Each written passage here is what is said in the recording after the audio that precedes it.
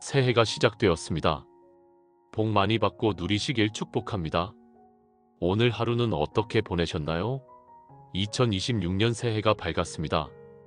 다들 새해 복 많이 받으시라고 인사를 나누고 교회에서도 새해 감사 예배를 드리고 SNS에는 희망찬 새해 메시지들이 넘쳐나는데 정작 내 마음은 그렇게 가볍지가 않습니다. 오히려 더 무겁고 답답한 느낌이 드는 거예요. 새해 첫날인데도 불구하고 벌써 지쳐있는 자신을 발견하게 됩니다. 거울을 보니까 주름도 더 깊어지고 흰머리도 더 많아진 것 같습니다. 또 한 살을 더 먹었습니다. 아침에 일어나면 여기저기 쑤시고 아픕니다. 계단을 오르면 숨이 차고 작은 글씨는 잘 안 보입니다. 몸이 예전 같지 않다는 걸 매일 느낍니다. 그런데 더 힘든 건 마음입니다. 몸의 아픔보다 마음의 무게가 더 버거울 때가 있습니다. 주변에서는 새해 계획을 세우라고 합니다. 올해는 뭘 하실 거예요? 목표가 뭐예요? 이런 질문들을 받으면 솔직히 부담스럽습니다. 작년에도 계획을 세웠는데 제대로 이룬 게 별로 없거든요.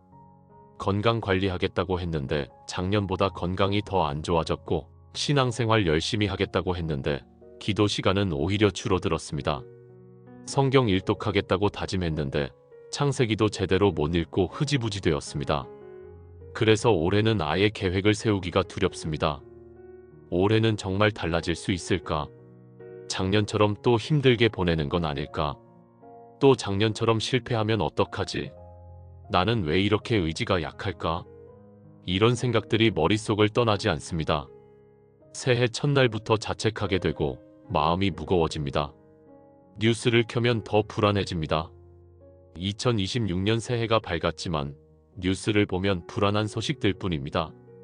경제는 어렵다고 하고 물가는 계속 오르고 세상은 점점 더 각박해지는 것 같습니다. 우리 같은 노인들은 더욱 불안합니다. 연금만으로는 생활하기가 빠듯하고 병원비 걱정에 약값 걱정까지 더해지니까요. 저축해 놓은 돈도 얼마 남지 않았는데 이걸로 얼마나 더 버틸 수 있을까 걱정됩니다.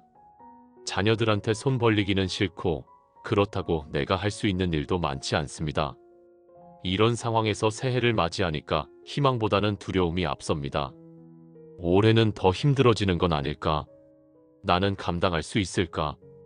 밤에 잠을 자려고 누우면 이런 걱정들이 머릿속을 떠나지 않습니다.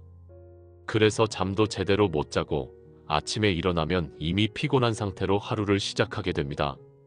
작년에 못다 이룬 것들, 작년에 겪었던 아픔들, 작년에 해결하지 못한 문제들이 고스란히 2026년으로 넘어온 것 같아서 마음이 무겁습니다. 달력만 바뀌었지 내 상황은 하나도 달라진 게 없습니다. 아픈 몸은 여전히 아프고 경제적인 어려움은 여전히 어렵고 자녀 걱정은 여전히 걱정입니다. 새해라고 해서 특별히 달라진 게 없는 것 같아서 오히려 더 마음이 허전하고 공허합니다. 그런데 여러분, 제가 목회하면서 깨달은 게 있습니다. 아니, 제가 직접 경험한 이야기를 먼저 나누고 싶습니다. 지금으로부터 10년 전 일입니다. 저도 여러분과 똑같은 마음이었습니다. 새해를 맞이했는데 전혀 기쁘지가 않았어요. 목회자인 저도 그랬습니다. 2016년 1월이었습니다. 저는 그때 작은 교회를 섬기고 있었는데 교회 재정이 정말 어려웠습니다.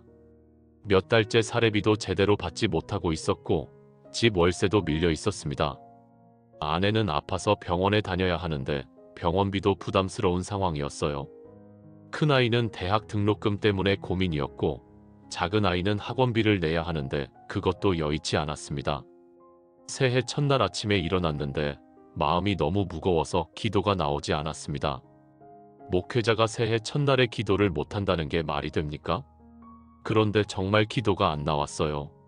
하나님께 뭐라고 말씀드려야 할지 몰랐습니다.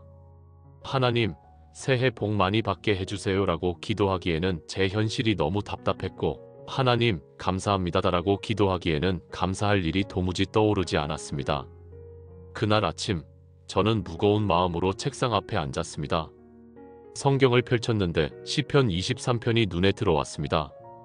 여호와는 나의 목자시니 내게 부족함이 없으리로다. 이 말씀을 읽는 순간 제 눈에서 눈물이 흘러내렸습니다. 부족함이 없다는 말씀이 가슴에 와닿지 않았습니다. 오히려 부족한 게 너무 많은데라는 생각이 먼저 들었거든요. 돈도 부족하고, 건강도 부족하고, 믿음도 부족하고, 능력도 부족하고, 모든 게 부족했습니다. 그런데 성경은 내게 부족함이 없으리로다라고 선포하고 있었습니다. 이게 도대체 무슨 말씀일까요? 현실과 너무 동떨어진 말씀처럼 느껴졌습니다. 그래서 저는 이 말씀을 붙들고 하루 종일 기도했습니다. 하나님, 이 말씀이 무슨 뜻입니까? 제게는 부족한 게 너무 많은데 어떻게 부족함이 없다고 말씀하십니까? 기도하면서 말씀을 계속 묵상했습니다. 그런데 문득 깨달았습니다. 이 말씀은 내게 돈이 많다는 뜻도 아니고 건강이 완벽하다는 뜻도 아니고 모든 문제가 해결되었다는 뜻도 아니라는 걸 알았습니다. 여호와는 나의 목자신이라는 말씀이 먼저 나옵니다. 하나님이 나의 목자가 되신다는 것, 그것이 먼저입니다.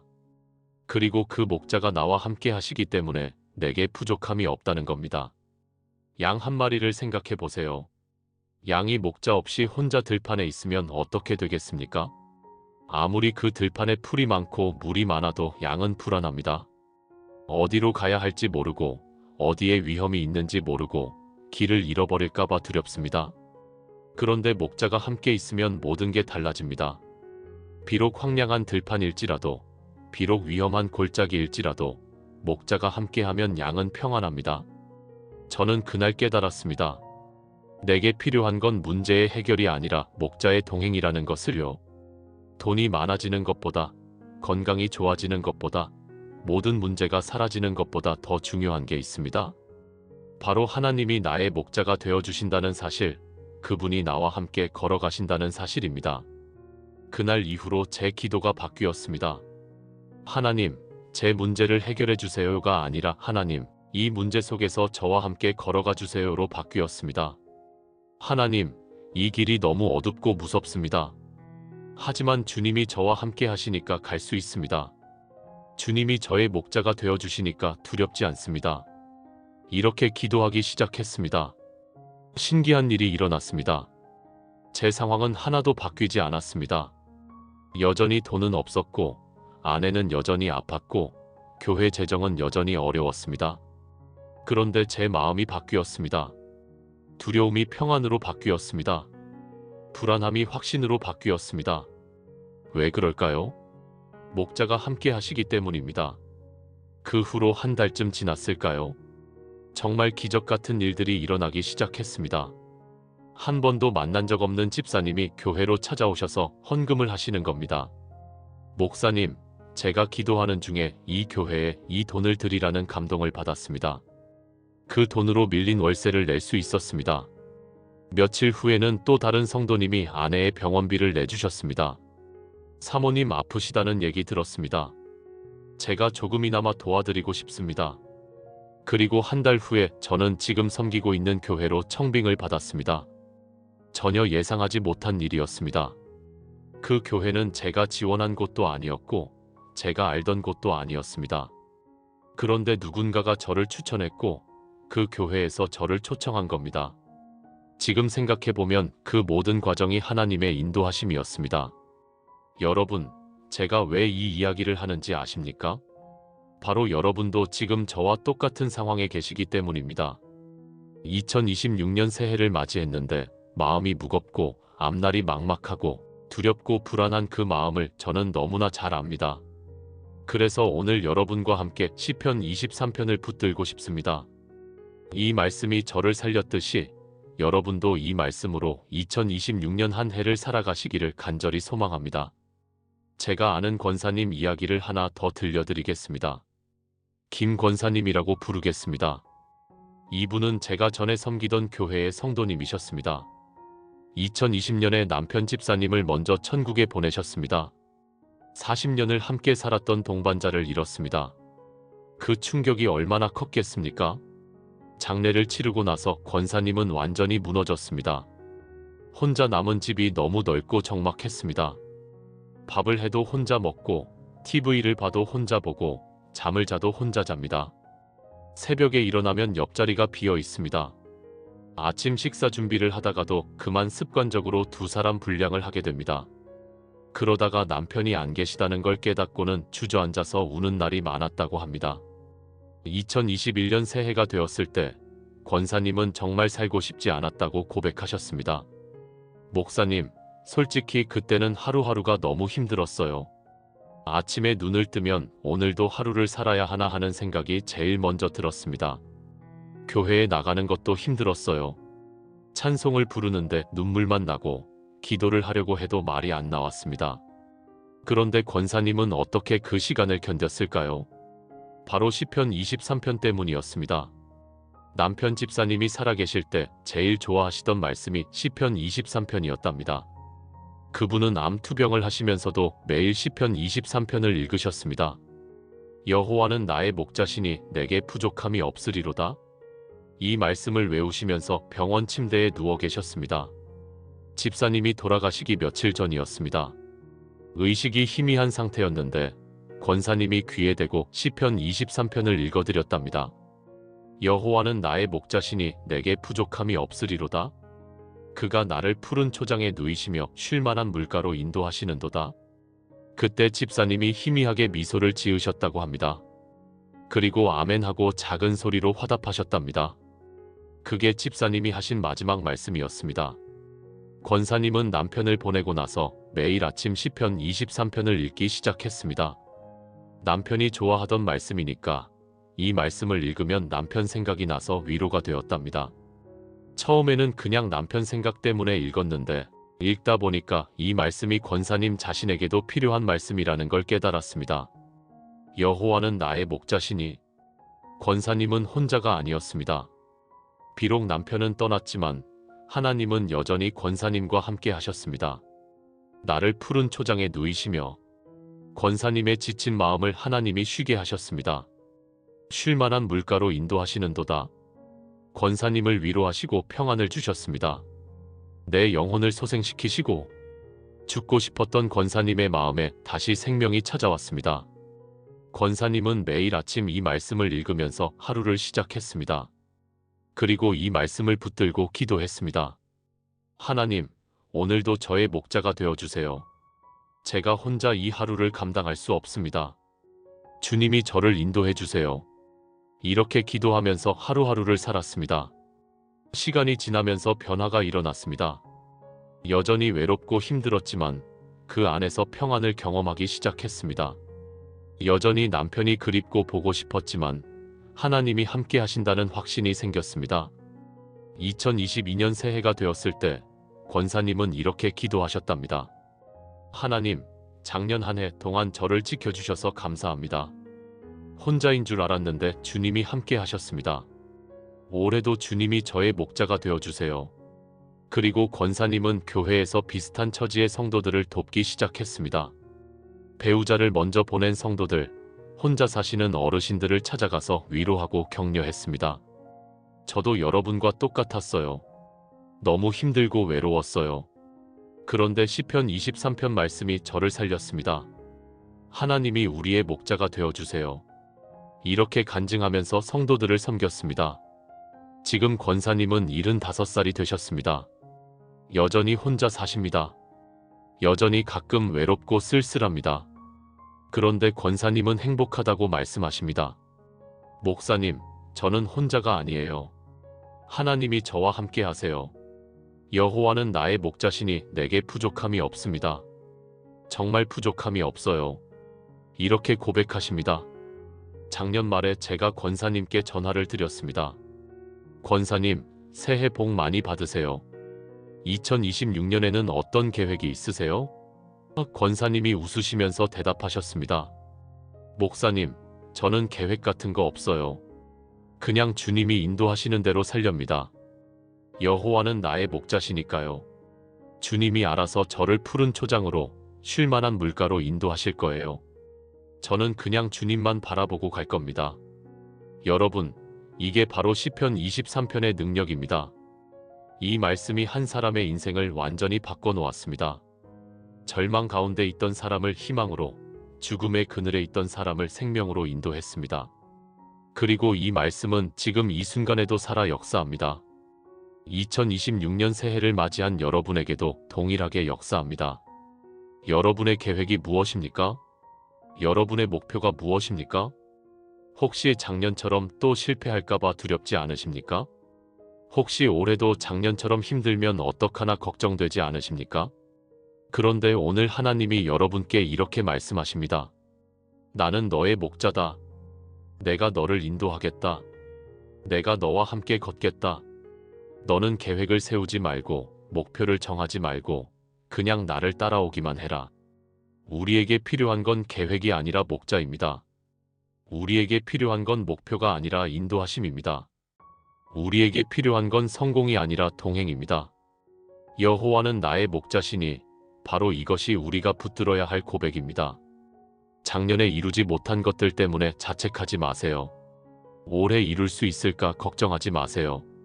여러분에게는 목자가 계십니다. 그분이 여러분을 인도하실 겁니다. 그분이 여러분과 함께 걸으실 겁니다. 그분이 여러분을 지키실 겁니다. 경제적인 어려움 때문에 불안하십니까? 여호와는 나의 목자시니 내게 부족함이 없습니다. 건강 문제 때문에 두렵습니까? 여호와는 나의 목자시니 내게 부족함이 없습니다.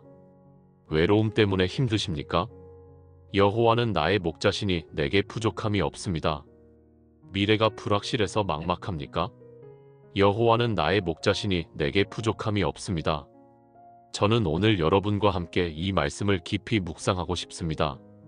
시편 23편 전체를 함께 읽어가면서 이 말씀이 우리의 삶에 어떻게 적용되는지, 이 말씀이 우리에게 어떤 위로와 힘을 주는지, 이 말씀으로 어떻게 2026년 한 해를 살아갈 수 있는지 함께 나누고자 합니다. 시편 23편은 겨우 6절밖에 안 되는 짧은 시편입니다. 그런데 이 짧은 시편 안에 우리 인생 전체가 담겨 있습니다. 우리가 걸어가야 할 길이 담겨 있고, 우리가 만나게 될 어려움이 담겨 있고, 그 어려움을 이기는 비결이 담겨 있고, 우리가 받을 축복이 담겨 있습니다. 다윗이 이 시편을 쓸 때 그는 많은 고난을 경험한 사람이었습니다. 사울 왕에게 쫓겨다니면서 광야를 헤매야 했고, 자기 아들 압살롬의 반역으로 왕궁에서 쫓겨나야 했고, 전쟁터에서 수없이 죽을 고비를 넘겼습니다. 그런 다윗이 이렇게 고백합니다. 여호와는 나의 목자시니 내게 부족함이 없으리로다. 이게 어떻게 가능합니까? 그렇게 많은 어려움을 겪었는데 어떻게 부족함이 없다고 말할 수 있습니까? 그것은 다윗이 문제가 없어서가 아닙니다. 다윗에게는 문제가 많았습니다. 그런데 다윗에게는 목자가 계셨습니다. 그 목자가 함께 하셨기 때문에, 그 목자가 인도하셨기 때문에 부족함이 없었던 겁니다. 여러분도 마찬가지입니다. 여러분에게 문제가 많을 수 있습니다. 여러분에게 어려움이 클 수 있습니다. 여러분의 상황이 막막할 수 있습니다. 그런데 여러분에게는 목자가 계십니다.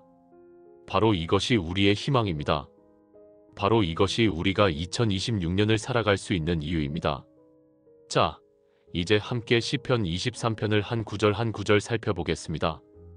이 말씀을 통해서 하나님이 여러분에게 어떤 위로를 주시는지, 어떤 약속을 주시는지, 어떤 소망을 주시는지 함께 발견하시기 바랍니다.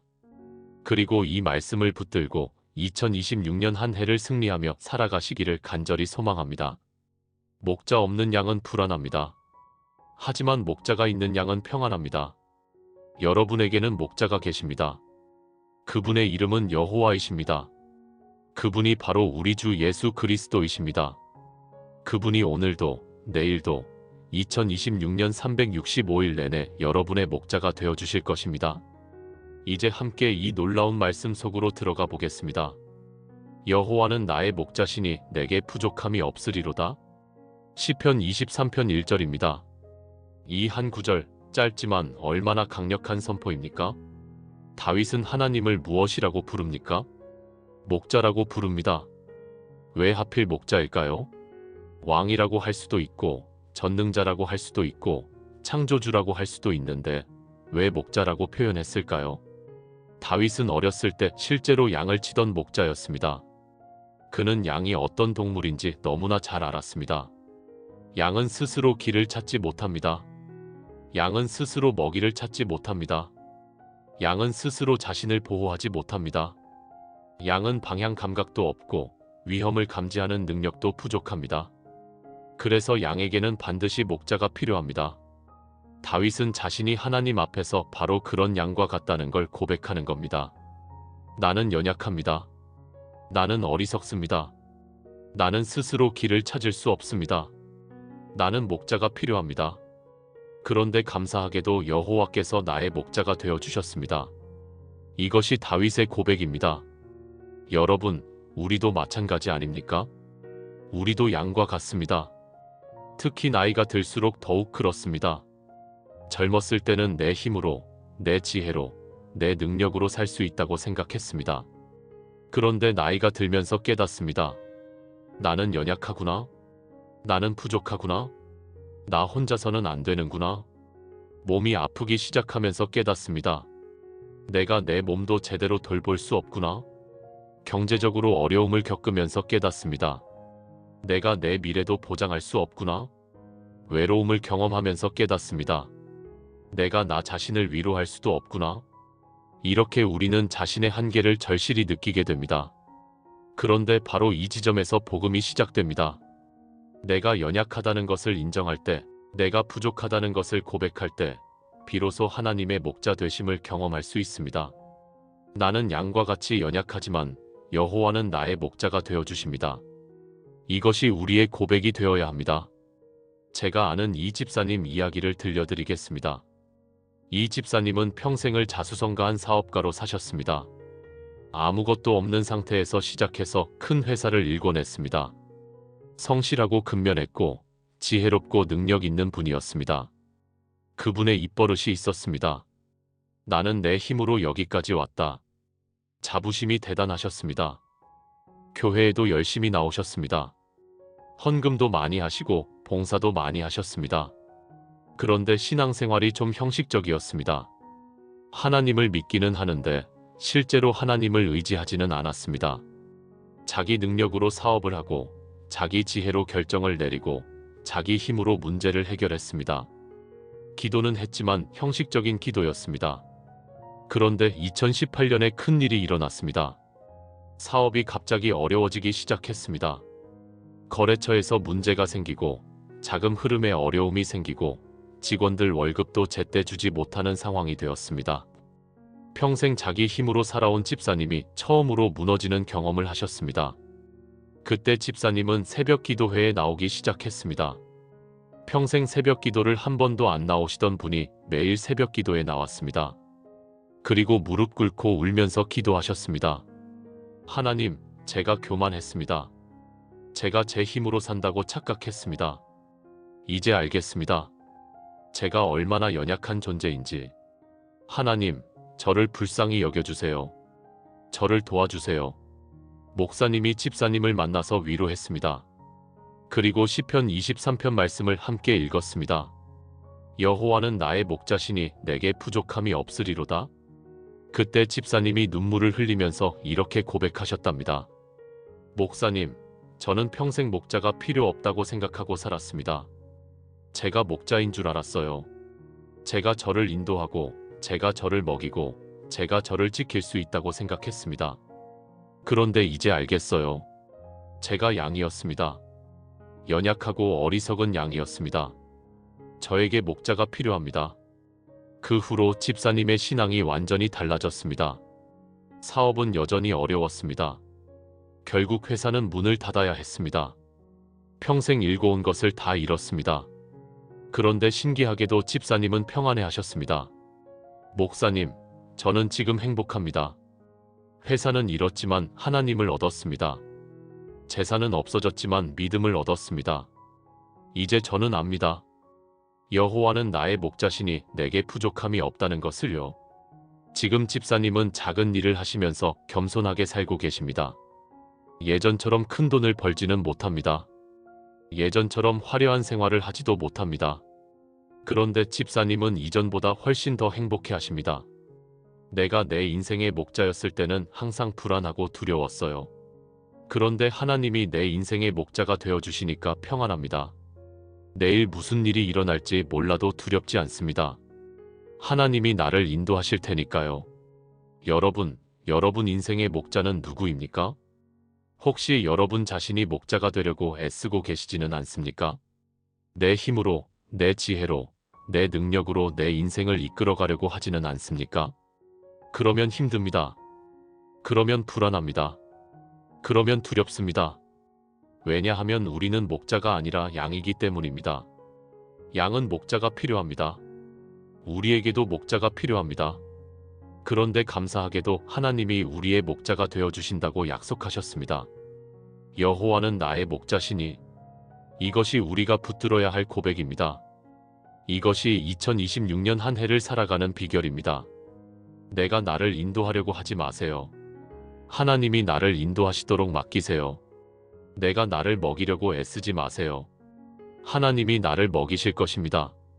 내가 나를 지키려고 발버둥 치지 마세요. 하나님이 나를 지키실 것입니다. 여호와는 나의 목자이십니다. 내게 부족함이 없으리로다. 이 고백은 내게 문제가 없다는 뜻이 아닙니다. 내게 어려움이 없다는 뜻도 아닙니다. 오히려 문제가 있을 수 있고 어려움이 있을 수 있습니다. 그런데 목자가 함께 하시니까 부족함이 없다는 겁니다. 양 한 마리를 생각해 보세요. 그 양에게는 많은 것이 부족합니다. 양은 힘도 없고 빠르지도 못하고 날카로운 이빨이나 발톱도 없습니다. 스스로를 지킬 능력이 전혀 없습니다. 그런데 목자가 함께 있으면 그 양은 안전합니다. 양에게 필요한 모든 것을 목자가 채워주기 때문입니다. 우리도 마찬가지입니다. 우리에게는 부족한 게 많습니다. 건강도 부족하고 돈도 부족하고 능력도 부족하고 지혜도 부족합니다. 그런데 하나님이 우리의 목자가 되어주시니까 부족함이 없습니다. 하나님이 우리에게 필요한 모든 것을 채워주시기 때문입니다. 박 권사님이라는 분이 계셨습니다. 이분은 혼자 사시는 80살 되신 권사님이셨습니다. 자녀들은 다 외국에 나가 있고 혼자 작은 월세방에서 사셨습니다. 기초연금과 자녀들이 보내주는 약간의 생활비로 근근히 살아가셨습니다.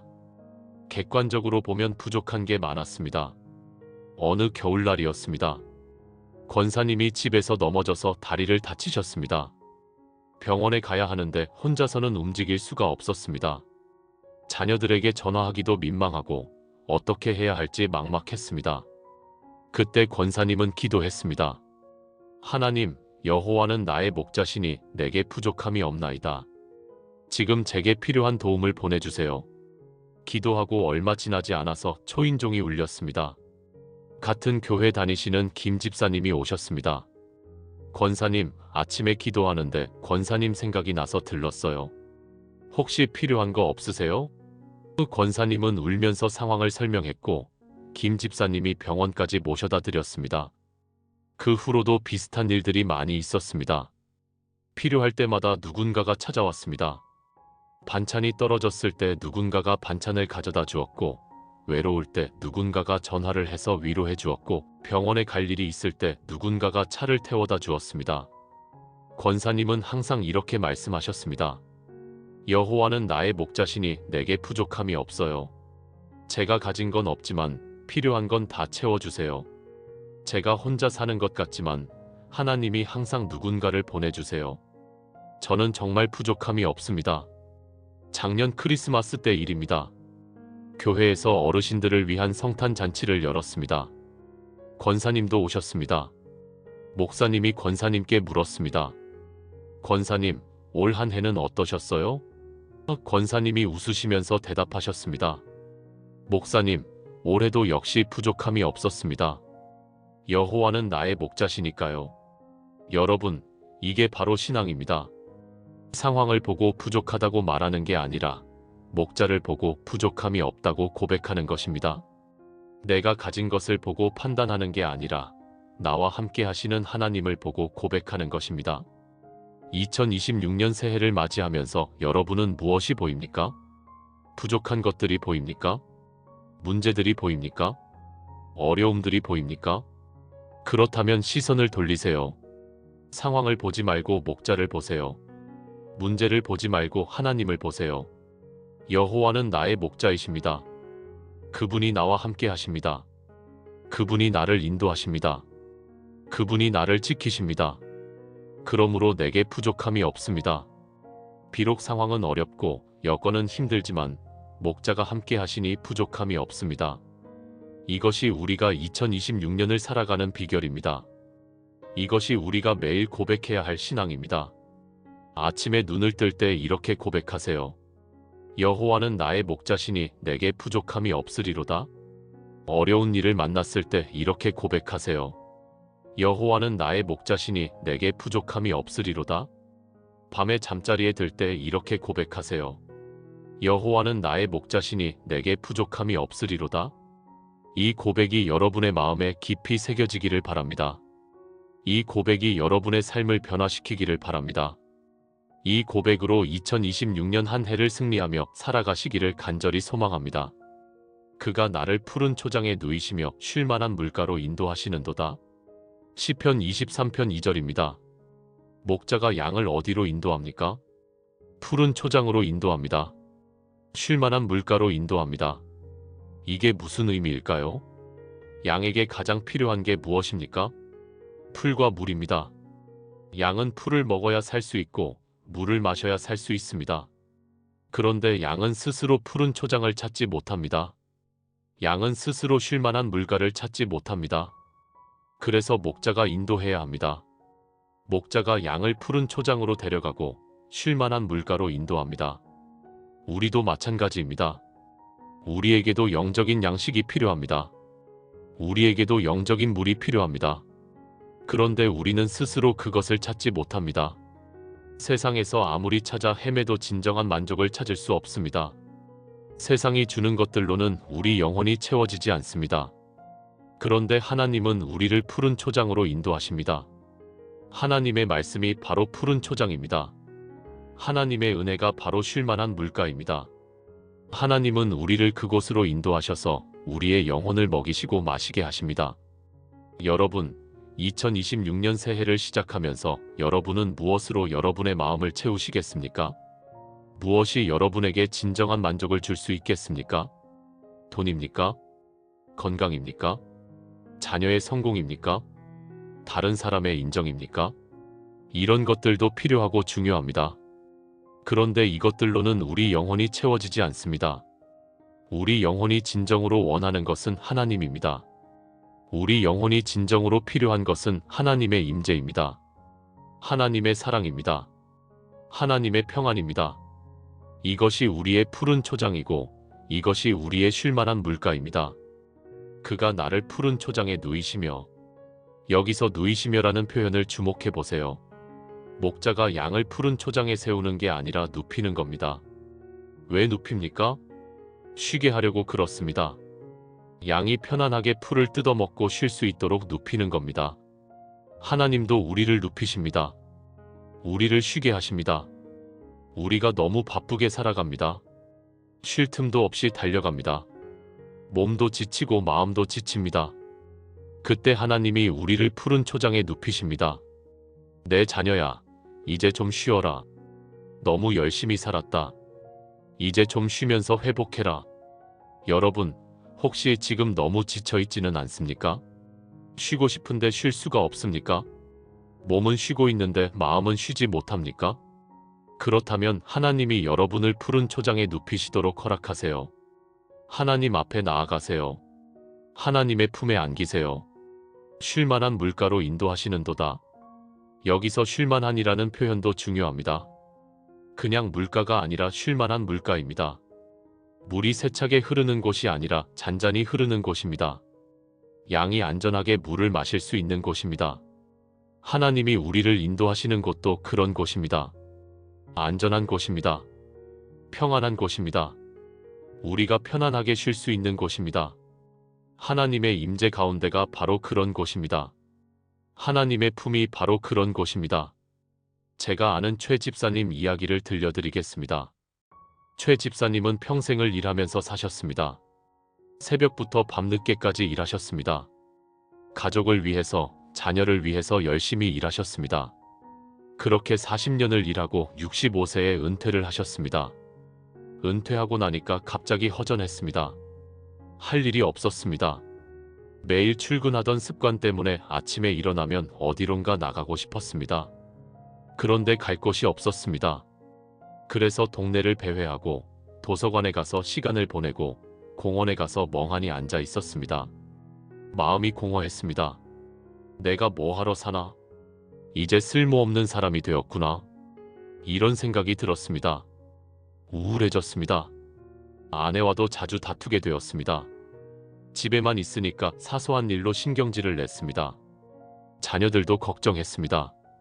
아버지, 취미 생활이라도 하세요. 친구들이라도 만나세요. 그런데 취미도 없고 친구들도 다 각자 바빴습니다. 그때 아내가 권했습니다. 여보, 우리 교회라도 열심히 나가봐요. 새벽 기도회 한번 나가보세요. 최 집사님은 평생 교회를 다녔지만 새벽 기도는 한 번도 나가본 적이 없었습니다. 일하느라 바빠서 시간이 없었거든요. 그런데 이제는 시간이 많았습니다. 처음에는 마지못해 나갔습니다. 그냥 시간이나 때우려고 나갔습니다. 그런데 신기한 일이 일어났습니다. 새벽 기도에 나가서 찬송을 부르고 성경을 읽고 기도를 하는데 마음에 평안이 찾아왔습니다. 오랜만에 마음이 편안해지는 것을 느꼈습니다. 목사님이 시편 23편 말씀을 설교하셨습니다. 그가 나를 푸른 초장에 누이시며 쉴만한 물가로 인도하시는도다. 그 말씀을 듣는 순간 최 집사님은 눈물이 났습니다. 아, 내가 지금 필요한 게 바로 이거구나. 쉼이 필요했구나. 진정한 평안이 필요했구나. 그날부터 최 집사님은 매일 새벽 기도에 나가기 시작했습니다. 그리고 기도 시간에 이렇게 기도했습니다. 하나님, 저를 푸른 초장에 누여주세요. 저를 쉴만한 물가로 인도해주세요. 제 영혼에 참된 쉼을 주세요. 그렇게 기도하면서 매일 아침 하나님 앞에 나아갔습니다. 3개월쯤 지났을까요? 최 집사님이 완전히 달라졌습니다. 표정이 밝아졌고 마음에 평안이 넘쳤습니다. 아내에게도 친절해졌고 자녀들에게도 부드러워졌습니다. 교회에서도 봉사를 시작했습니다. 새벽 기도 후에 교회 청소를 자원해서 하고 주일에는 주차 안내를 하고 수요일에는 신방을 따라다니면서 어르신들을 섬겼습니다. 어느 날 목사님이 최 집사님께 물었습니다. 집사님, 요즘 많이 달라지신 것 같은데 무슨 비결이 있으세요? 최 집사님이 웃으면서 대답했습니다. 목사님, 저는 평생을 일하면서 살았습니다. 그런데 정작 쉴 줄을 몰랐어요. 몸은 쉬어도 마음은 쉬지 못했습니다. 그런데 하나님이 저를 푸른 초장에 눕히셨어요. 하나님이 저를 쉴만한 물가로 인도하셨습니다. 이제야 진정한 쉼이 무엇인지 알았습니다. 여러분, 진정한 쉼은 아무것도 하지 않는 게 아닙니다. 진정한 쉼은 하나님 안에 거하는 겁니다. 하나님의 임재 가운데 머무는 겁니다. 하나님의 사랑을 경험하는 겁니다. 그것이 푸른 초장이고 그것이 쉴만한 물가입니다. 2026년 새해를 맞이하면서 여러분은 어디에 머물러 계십니까? 혹시 황무지 같은 곳에 있지는 않습니까? 혹시 거친 물살 같은 곳에 있지는 않습니까? 그렇다면 하나님이 여러분을 푸른 초장으로 인도하시도록 허락하세요. 하나님이 여러분을 쉴만한 물가로 데려가시도록 허락하세요. 그러면 어떻게 해야 합니까? 하나님 앞에 나아가야 합니다. 하나님의 말씀 앞에 나아가야 합니다. 매일 아침 성경을 펴고 하나님의 음성을 들어야 합니다.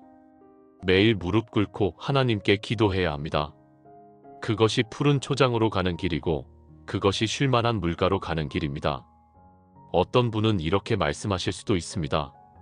목사님, 저는 성경 읽기가 어렵습니다. 무슨 말인지 잘 모르겠어요. 괜찮습니다. 처음부터 다 이해할 필요는 없습니다. 그냥 읽으세요. 양이 풀을 뜯어먹을 때 풀의 성분을 다 알고 먹습니까? 그냥 먹습니다. 그러면 그 풀이 양의 몸속에서 영양분이 됩니다.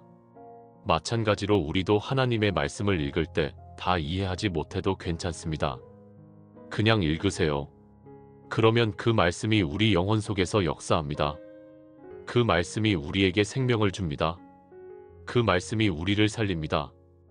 또 어떤 분은 이렇게 말씀하실 수도 있습니다. 목사님, 저는 기도가 안 나옵니다. 무슨 말을 해야 할지 모르겠어요. 그것도 괜찮습니다. 기도는 거창한 말을 하는 게 아닙니다. 기도는 하나님과의 대화입니다. 자녀가 아버지에게 말하는 것처럼 편하게 하면 됩니다. 하나님, 오늘 하루도 저와 함께 해주세요. 이것도 기도입니다. 하나님, 제가 너무 힘듭니다. 저를 도와주세요. 이것도 기도입니다. 하나님, 감사합니다. 이것도 기도입니다. 긴 말이 필요 없습니다. 진심만 있으면 됩니다. 강 권사님이라는 분이 계셨습니다. 이분은 평생 글을 잘 몰랐습니다. 배울 기회가 없었습니다. 그래서 성경 읽기가 너무 어려웠습니다. 한글은 읽을 수 있었지만 성경에 나오는 어려운 단어들은 이해하기가 힘들었습니다. 그런데 권사님은 매일 아침 성경을 읽었습니다. 이해가 안 돼도 그냥 읽었습니다. 그리고 읽으면서 기도했습니다. 하나님, 무슨 말인지 잘 모르겠지만 이 말씀이 저를 살리는 줄 믿습니다. 이 말씀으로 제 영혼을 먹여주세요. 이렇게 기도하면서 매일 성경을 읽었습니다. 신기한 일이 일어났습니다. 비록 이해는 잘 못했지만 권사님의 삶이 변화되기 시작했습니다. 예전에는 사소한 일에도 쉽게 화를 냈는데 점점 온유해졌습니다.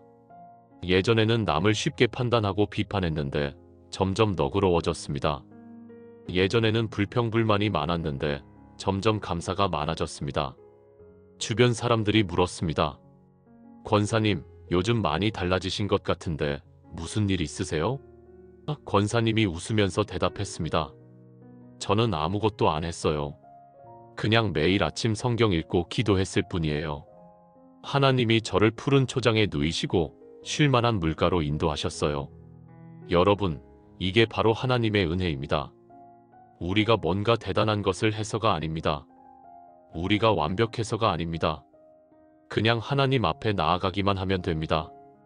그러면 하나님이 우리를 푸른 초장으로 인도하십니다.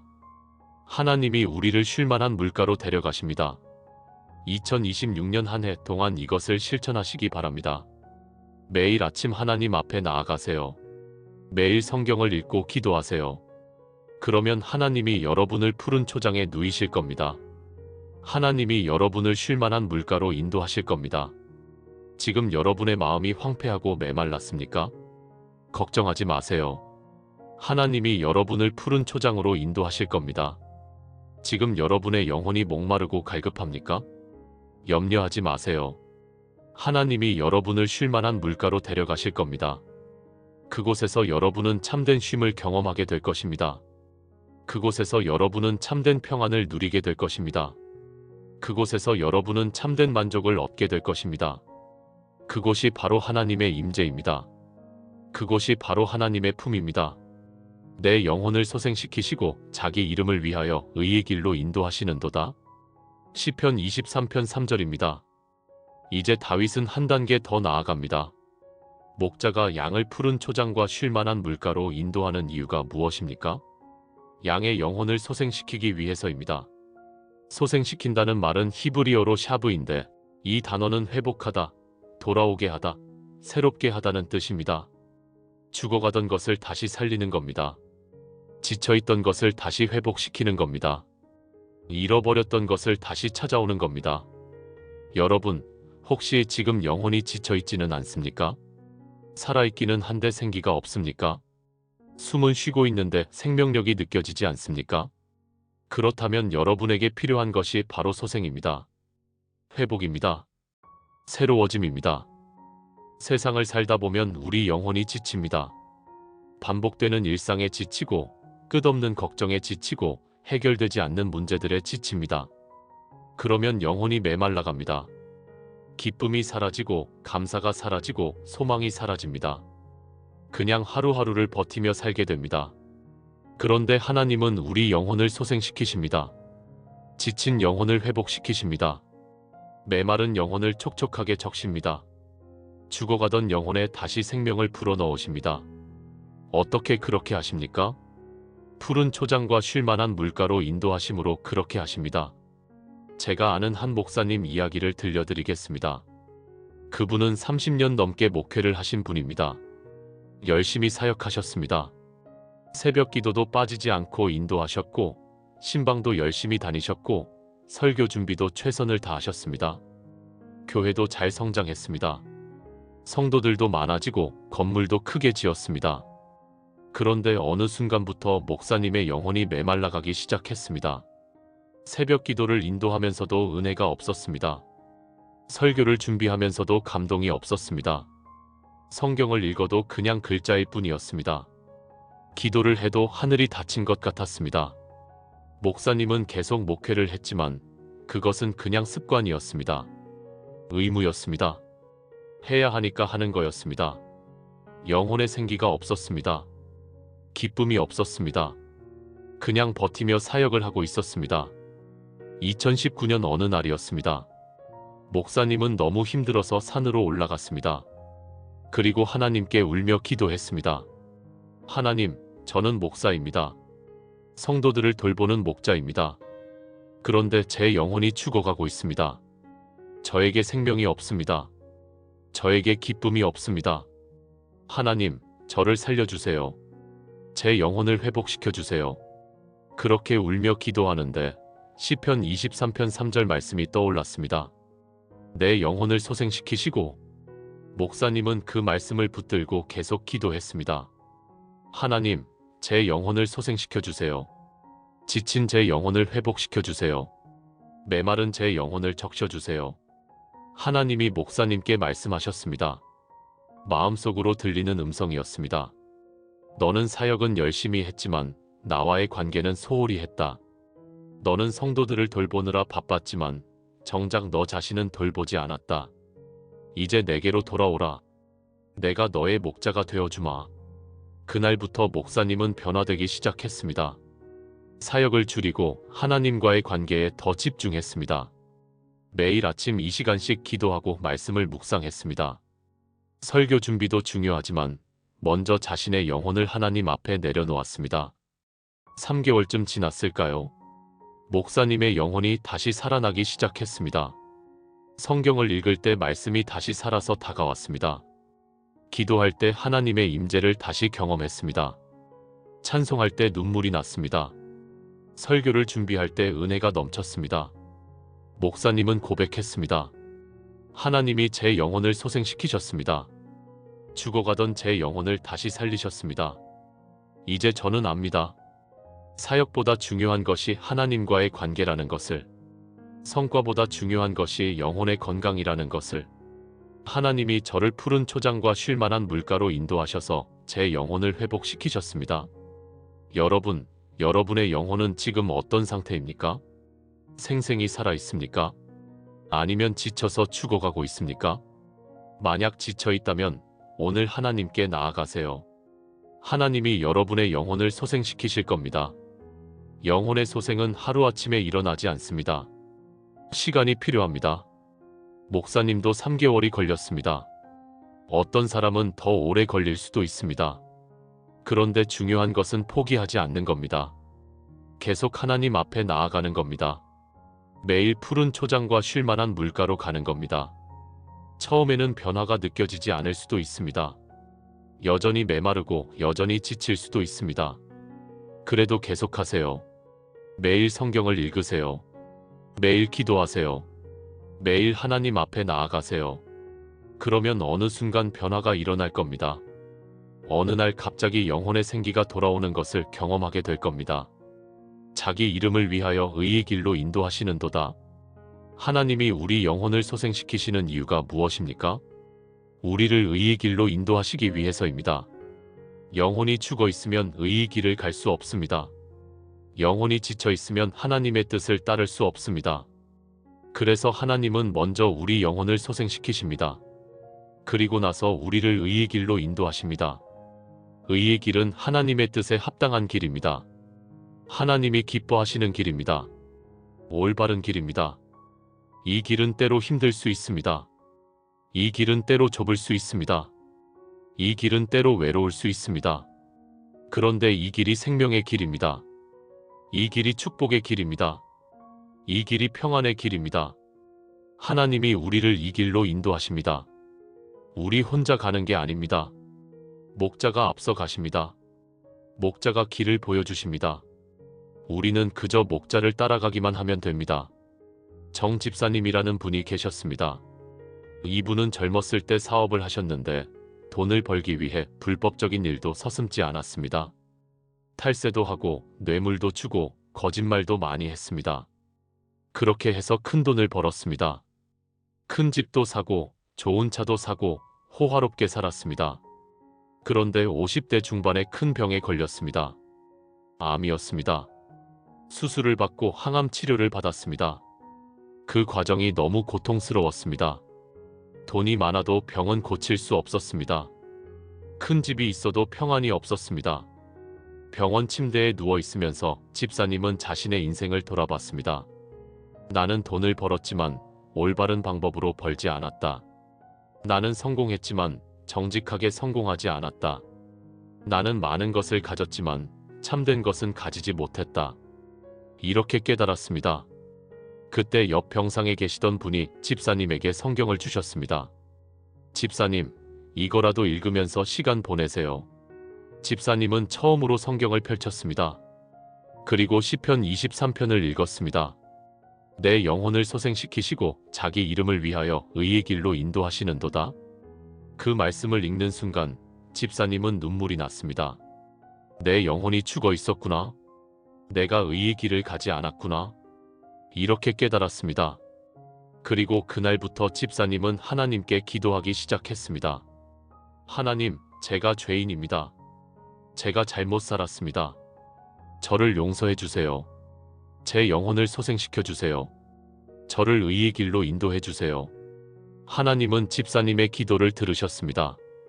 기적적으로 암이 완치되었습니다. 의사들도 놀랐습니다. 집사님은 퇴원한 후에 완전히 달라진 삶을 살기 시작했습니다. 먼저 과거에 잘못한 것들을 바로잡기 시작했습니다. 탈세한 세금을 다시 내고 부정한 방법으로 얻은 이득을 돌려줬습니다. 사업도 정직하게 하기 시작했습니다. 이익은 줄어들었지만 마음은 평안해졌습니다. 교회도 열심히 다니기 시작했습니다. 새벽 기도에도 나가고 성경 공부도 하고 봉사도 했습니다. 그리고 자신이 번 돈으로 어려운 사람들을 돕기 시작했습니다. 가난한 학생들의 장학금을 지원하고 독거노인들을 돕고 선교 사역도 후원했습니다. 지금 집사님은 70대가 되셨습니다. 예전처럼 부자는 아닙니다. 많은 것을 나눠줬기 때문입니다. 그런데 집사님은 말씀하십니다. 저는 지금이 가장 행복합니다. 예전에는 돈은 많았지만 영혼이 죽어 있었습니다. 지금은 돈은 적지만 영혼이 살아 있습니다. 하나님이 제 영혼을 소생시키시고 의의 길로 인도하셨습니다. 이제 저는 올바른 길을 가고 있습니다. 여러분은 지금 어떤 길을 가고 계십니까? 의의 길을 가고 계십니까? 아니면 다른 길을 가고 계십니까? 2026년 새해를 시작하면서 이 질문에 솔직하게 답해 보시기 바랍니다. 혹시 돈을 벌기 위해 양심을 속이고 있지는 않습니까? 혹시 성공하기 위해 정직을 포기하고 있지는 않습니까? 혹시 편안하기 위해 올바름을 외면하고 있지는 않습니까? 만약 그렇다면 오늘 돌아서세요. 하나님이 여러분을 의의 길로 인도하시도록 허락하세요. 의의 길은 쉬운 길이 아닐 수 있습니다. 의의 길은 유리한 길이 아닐 수 있습니다. 의의 길은 인기 있는 길이 아닐 수 있습니다. 그런데 이 길이 생명의 길입니다. 이 길이 하나님이 기뻐하시는 길입니다. 이 길이 진정한 축복의 길입니다. 자기 이름을 위하여 하나님이 우리를 의의 길로 인도하시는 이유가 무엇입니까? 하나님의 이름을 위해서입니다. 하나님의 영광을 위해서입니다. 우리가 의의 길을 갈 때 사람들이 하나님을 보게 됩니다. 우리가 올바르게 살 때 사람들이 하나님을 믿게 됩니다. 반대로 우리가 의의 길을 가지 않으면 어떻게 됩니까? 하나님의 이름이 욕을 받습니다. 사람들이 저 사람이 교회 다니는 사람인데 행동이 저 모양이네 하고 비난합니다. 그래서 하나님의 이름이 훼손됩니다. 그래서 우리는 의의 길을 가야 합니다. 우리 자신을 위해서가 아니라 하나님의 이름을 위해서 가야 합니다. 우리가 올바르게 살 때 하나님이 영광을 받으십니다. 우리가 정직하게 살 때 하나님이 기뻐하십니다. 2026년 한 해 동안 이것을 기억하시기 바랍니다. 내가 의의 길을 가는 것은 나를 위한 것이기도 하지만 더 중요하게는 하나님의 이름을 위한 것입니다. 내가 올바르게 사는 것은 내 유익을 위한 것이기도 하지만 더 중요하게는 하나님의 영광을 위한 것입니다. 그렇게 살 때 하나님이 우리를 책임지십니다. 하나님이 우리를 지키십니다. 하나님이 우리를 축복하십니다. 의의 길은 때로 힘들 수 있지만 그 끝에는 반드시 축복이 있습니다. 그 끝에는 반드시 평안이 있습니다. 그 끝에는 반드시 생명이 있습니다. 내가 사망의 음침한 골짜기로 다닐지라도 해를 두려워하지 않을 것은 주께서 나와 함께 하심이라. 주의 지팡이와 막대기가 나를 안위하시나이다. 시편 23편 4절입니다. 이제 분위기가 조금 바뀝니다. 푸른 초장과 쉴만한 물가에서 갑자기 사망의 음침한 골짜기로 장면이 전환됩니다. 왜 그럴까요? 우리 인생이 그렇기 때문입니다. 우리 인생에는 푸른 초장 같은 때도 있지만 사망의 음침한 골짜기 같은 때도 있습니다. 좋은 일만 있는 인생은 없습니다. 행복한 순간만 있는 인생도 없습니다. 때로는 깊은 골짜기를 지나가야 합니다. 때로는 어두운 터널을 통과해야 합니다. 때로는 사망의 그늘을 경험해야 합니다. 2026년 새해를 시작하면서 여러분도 어쩌면 그런 골짜기를 지나고 계실지 모릅니다. 건강의 골짜기일 수도 있고, 경제의 골짜기일 수도 있고, 관계의 골짜기일 수도 있습니다. 외로움의 골짜기일 수도 있고, 슬픔의 골짜기일 수도 있습니다. 그런데 다윗은 이렇게 고백합니다. 내가 사망의 음침한 골짜기로 다닐지라도 해를 두려워하지 않을 것은 주께서 나와 함께 하심이라. 다윗도 골짜기를 지나갑니다. 그런데 두려워하지 않습니다. 왜 그럴까요? 주께서 함께 하시기 때문입니다. 여러분, 이것이 핵심입니다. 골짜기가 없어지는 게 아닙니다. 어려움이 사라지는 게 아닙니다. 문제가 해결되는 게 아닙니다. 골짜기는 여전히 있습니다. 어려움도 여전히 있습니다. 문제도 여전히 있습니다. 그런데 주께서 함께 하십니다. 바로 이것이 우리에게 필요한 것입니다. 우리는 종종 하나님께 골짜기를 없애달라고 기도합니다. 하나님, 이 문제를 해결해 주세요. 이 어려움을 제거해 주세요. 이 고통을 없애주세요. 그런데 하나님은 때로 골짜기를 없애주시지 않습니다. 대신 골짜기 가운데서 우리와 함께 하십니다. 골짜기를 없애는 것보다 더 좋은 것이 있습니다. 바로 골짜기 가운데서 하나님을 경험하는 것입니다. 어려움이 사라지는 것보다 더 귀한 것이 있습니다. 바로 어려움 가운데서 하나님의 임재를 느끼는 것입니다. 제가 아는 송 집사님 이야기를 들려드리겠습니다. 송 집사님은 2020년에 남편을 잃었습니다. 50년을 함께 산 남편이었습니다. 갑작스러운 심장마비로 세상을 떠났습니다. 아무런 준비도 없이 작별 인사도 제대로 못하고 떠났습니다. 송 집사님에게는 정말 사망의 음침한 골짜기였습니다. 슬픔이 너무 깊었습니다.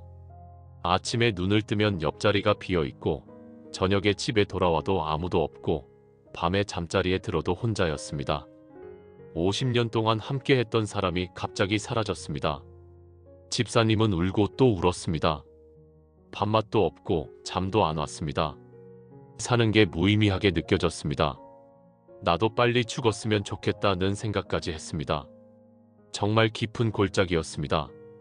어두운 터널이었습니다. 그런데 신기한 일이 일어났습니다. 그 깊은 슬픔 가운데서 집사님은 하나님을 더 가까이 경험하기 시작했습니다. 새벽에 잠이 안 와서 일어나면 하나님이 함께 계시는 것을 느꼈습니다. 혼자 울고 있으면 하나님이 위로하시는 것을 느꼈습니다. 너무 외로워서 기도하면 하나님이 응답하시는 것을 경험했습니다. 집사님은 고백했습니다. 남편이 살아계실 때는 남편만 의지했습니다. 남편이 제 전부였습니다. 그런데 남편을 잃고 나니까 하나님만 바라보게 되었습니다. 그래서 오히려 하나님을 더 깊이 알게 되었습니다. 이 골짜기가 아니었다면 저는 하나님을 이렇게 깊이 경험하지 못했을 겁니다. 지금 송 집사님은 다른 상실을 경험한 성도들을 돕고 계십니다. 남편을 잃은 분들, 자녀를 잃은 분들, 부모를 잃은 분들을 찾아가서 위로하고 격려합니다. 저도 여러분과 같은 골짜기를 지나왔습니다. 너무 어둡고 힘들었습니다. 그런데 그 골짜기 가운데서 하나님을 만났습니다. 하나님이 저와 함께 하셨습니다. 여러분도 그 하나님을 경험하실 겁니다. 주께서 나와 함께 하심이라.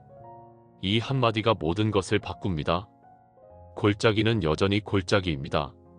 어둡고 무섭고 힘듭니다. 그런데 주께서 함께 하시면 그 골짜기가 더 이상 두렵지 않습니다. 혼자가 아니기 때문입니다. 어린아이가 밤에 어두운 방에 혼자 있으면 무섭습니다. 그런데 엄마나 아빠가 함께 있으면 어떻습니까? 같은 어두운 방인데도 더 이상 무섭지 않습니다. 왜 그럴까요? 엄마, 아빠가 함께 있기 때문입니다. 우리도 마찬가지입니다. 인생의 어두운 골짜기를 지날 때 혼자라면 너무 무섭습니다. 그런데 하나님이 함께 하시면 더 이상 무섭지 않습니다.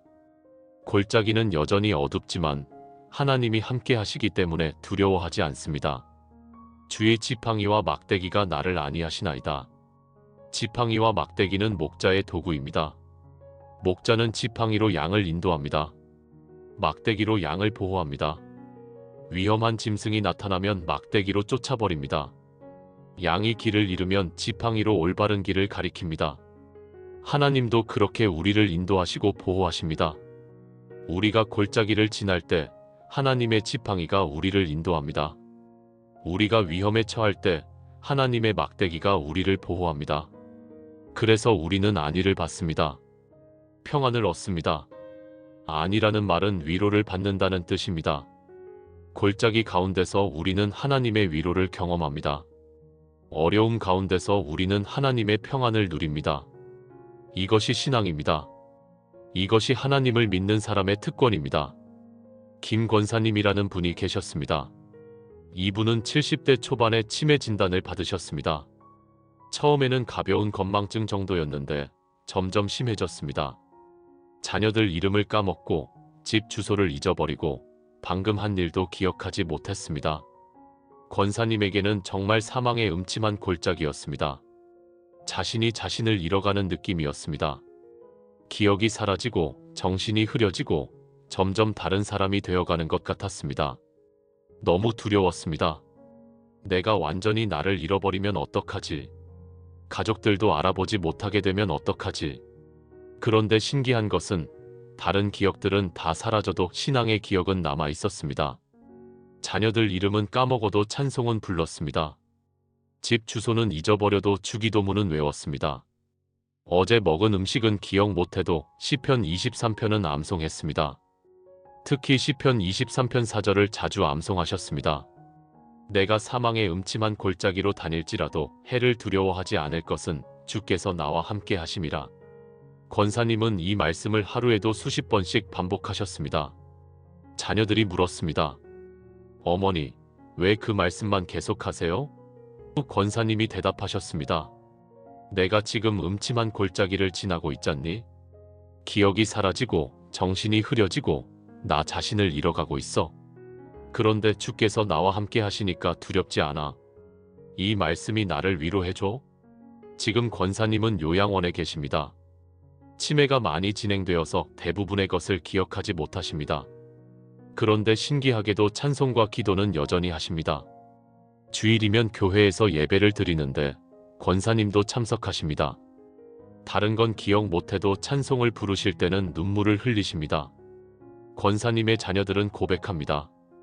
어머니가 치매에 걸리신 것은 정말 슬픈 일입니다. 우리 가족 모두에게 사망의 음침한 골짜기 같은 시간입니다. 그런데 그 골짜기 가운데서 우리는 하나님의 신실하심을 경험하고 있습니다. 어머니가 모든 것을 잊어버려도 하나님은 어머니를 잊지 않으십니다. 하나님이 어머니와 함께 하십니다. 여러분은 지금 어떤 골짜기를 지나고 계십니까?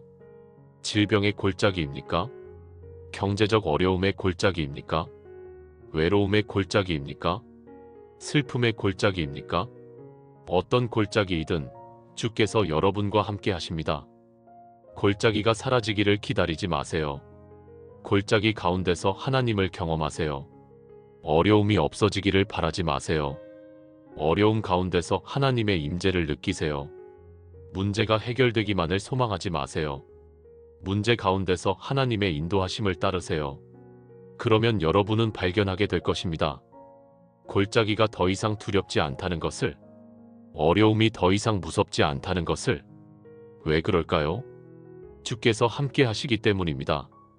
2026년 한 해 동안 여러분은 분명히 어려움을 만나게 될 것입니다. 골짜기를 지나게 될 것입니다. 그것은 피할 수 없습니다. 우리가 사는 세상이 그렇고 우리 인생이 그렇습니다. 그런데 두려워하지 마세요. 주께서 여러분과 함께 하실 것입니다. 목자가 양과 함께 골짜기를 지나갈 때 양은 안전합니다. 목자가 앞서가면서 길을 인도하고 위험으로부터 보호하기 때문입니다. 우리도 마찬가지입니다. 우리의 목자이신 하나님이 우리와 함께 골짜기를 지나가십니다. 하나님이 우리를 인도하시고 하나님이 우리를 보호하십니다. 그러므로 두려워하지 마세요. 골짜기가 깊어도 어두워도 무서워도 두려워하지 마세요. 주께서 함께 하십니다. 주의 지팡이와 막대기가 여러분을 안위합니다. 주께서 내 원수의 목전에서 내게 상을 베푸시고 기름을 내 머리에 부으셨으니 내 잔이 넘치나이다. 시편 23편 5절입니다. 이제 분위기가 또다시 바뀝니다.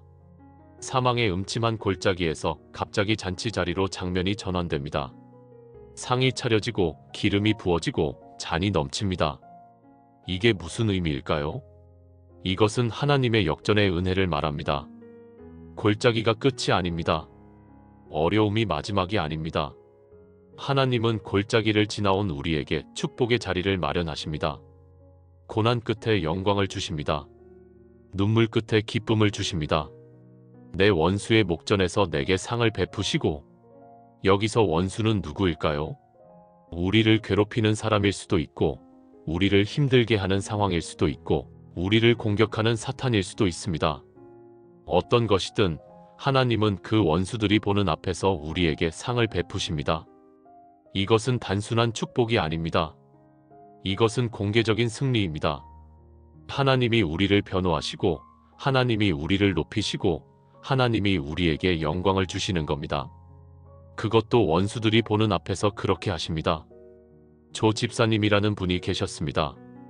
이분은 젊었을 때 교회 장로님들과 갈등이 있었습니다. 교회 일을 처리하는 방식에 대해 의견이 달랐습니다. 집사님은 투명하고 정직하게 일을 처리하자고 주장했는데 일부 장로님들은 관례대로 하자고 했습니다. 결국 집사님은 교회에서 쫓겨났습니다. 장로님들이 힘을 합쳐서 집사님을 제명했습니다. 억울했습니다. 잘못한 것도 없는데 쫓겨났습니다. 그때 집사님의 나이가 40대 초반이었습니다. 집사님은 다른 교회로 옮겼습니다. 그리고 묵묵히 신앙생활을 했습니다. 원망하지 않으려고 노력했습니다. 복수하고 싶은 마음도 있었지만 그것을 하나님께 맡겼습니다. 하나님, 제가 억울합니다. 그런데 제가 복수하지 않겠습니다. 하나님이 알아서 하세요. 20년이 지났습니다. 집사님은 60대가 되었습니다. 그동안 조용히 신앙생활을 하면서 많은 봉사를 했습니다. 특히 가난한 사람들을 돕는 일에 헌신했습니다. 자신의 재산을 아낌없이 나눠주었습니다. 어느 날 집사님이 섬기던 교회에서 이 집사님을 장로로 선출했습니다. 집사님의 헌신과 섬김을 인정한 겁니다. 장로 임직식 날, 예전에 집사님을 쫓아냈던 그 교회 장로님 몇 분이 참석했습니다. 세월이 흘러서 그분들도 이제 은퇴한 노장로들이 되었습니다.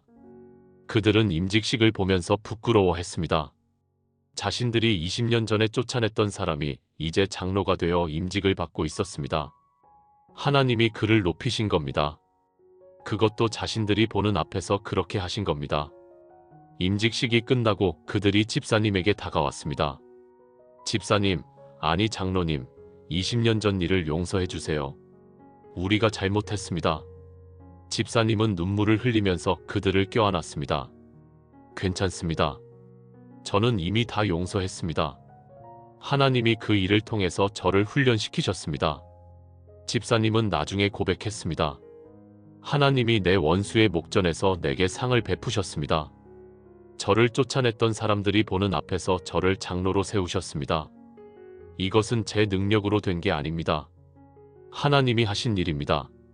하나님이 저를 변호하시고 하나님이 저를 높이셨습니다. 여러분, 혹시 지금 억울한 일을 당하고 계십니까? 잘못한 것도 없는데 비난받고 계십니까? 선하게 살았는데 오히려 손해를 보고 계십니까? 그렇다면 하나님께 맡기세요. 스스로 복수하려고 하지 마세요. 스스로 변호하려고 애쓰지 마세요. 하나님이 때가 되면 여러분을 변호하실 겁니다. 하나님이 여러분의 억울함을 풀어주실 겁니다. 하나님이 여러분에게 상을 베푸실 겁니다. 그것도 여러분의 원수들이 보는 앞에서 그렇게 하실 겁니다. 기름을 내 머리에 부으셨으니 구약 시대에 기름을 머리에 붓는 것은 특별한 의미가 있었습니다. 왕을 세울 때 기름을 부었고 제사장을 세울 때 기름을 부었고 선지자를 세울 때 기름을 부었습니다. 기름 부음은 선택받았다는 것을 의미했습니다. 하나님이 그 사람을 특별히 쓰시겠다는 뜻이었습니다. 하나님은 우리에게도 기름을 부으십니다. 우리를 선택하시고 우리를 세우시고 우리를 사용하십니다. 우리가 특별해서가 아닙니다. 우리가 뛰어나서가 아닙니다. 하나님의 은혜로 그렇게 하십니다. 박 권사님이라는 분이 계셨습니다. 이분은 평범한 가정주부였습니다. 학력도 높지 않았고 특별한 재능도 없었습니다. 그냥 평범하게 교회 다니면서 신앙생활을 했습니다. 그런데 60대가 되었을 때 권사님에게 특별한 은사가 나타나기 시작했습니다. 중보기도의 은사였습니다. 권사님이 기도하면 응답이 되는 겁니다.